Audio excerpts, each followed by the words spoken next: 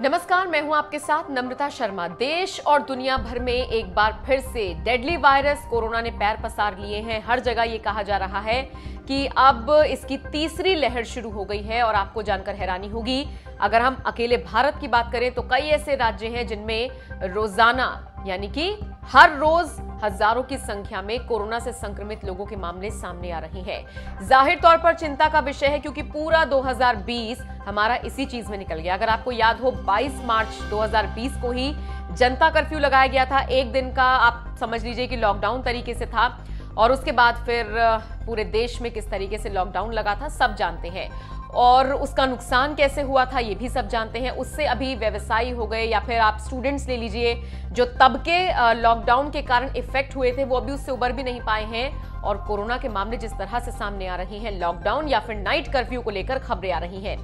कई राज्य ऐसे हैं जिनमें नाइट कर्फ्यू का ऐलान कर दिया गया है और इन्हीं में शामिल हो गया है अब राजस्थान भी। दरअसल राजस्थान के मुख्यमंत्री अशोक गहलोत ने साफ तौर पर यह ऐलान कर दिया है कि 22 मार्च यानी कि आज से नाइट कर्फ्यू रहेगा कुछ शहरों में, जिनमें अजमेर, भीलवाड़ा, जयपुर, जोधपुर, कोटा, उदयपुर, सागवाड़ा और कुशलगढ़ शामिल बताए जा रही हैं। रात 11 बजे से सुबह 5 बजे तक यहां पर नाइट कर्फ्यू रहेगा और रात के 10 बजे के बाद से ही सारे जो बाजार हैं वो बंद हो जाएंगे और इसके अलावा सोशल डिस्टेंसिंग और मास्क और सैनिटाइजर बहुत जरूरी कर दिया गया है। अगर कोई भी इन आदेशों का पालन नहीं करता है, कोरोना की गाइडलाइंस को फॉलो नहीं करता है, तो फिर उसके खिलाफ सख्त कार्रवाई की जाएगी।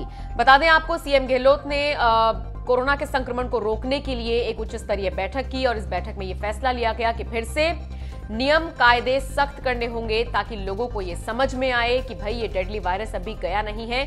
भले ही कोरोना वैक्सीन आ गई हो, लेकिन जड़ से ये महामारी अभी खत्म नहीं हुई है और एक बार फिर से पैर पसार रही है।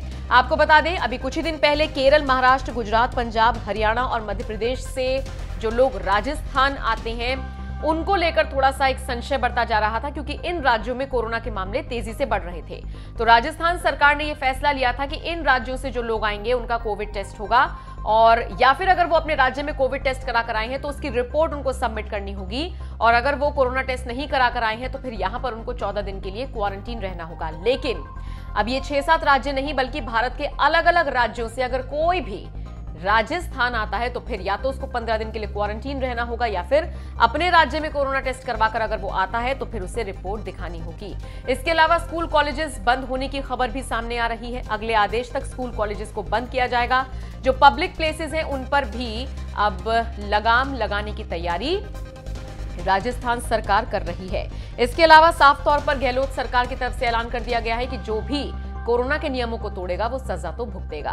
तो कुल मिलाकर ये अपडेट है राजस्थान से कोरोना को लेकर। उम्मीद है कि जो प्रयास सरकार कर रही है, नागरिक भी इसकी गंभीरता को समझेंगे और जो भी एहतियात है वो बरतेंगे। इस पूरी खबर को लेकर आप क्या सोचते हैं? क्या आपको लगता है नाइट कर्फ्यू से कुछ राहत मिलेगी? क्या आपको लगता है एक बार फिर से लॉकडाउन लगना चाहिए? जिस तरह की खबरें आ रही हैं, पुष्टि नहीं है, जिस तरह की खबरें आ रही हैं, जो भी आपका मानना हो कमेंट करके हमें जरूर बताएं।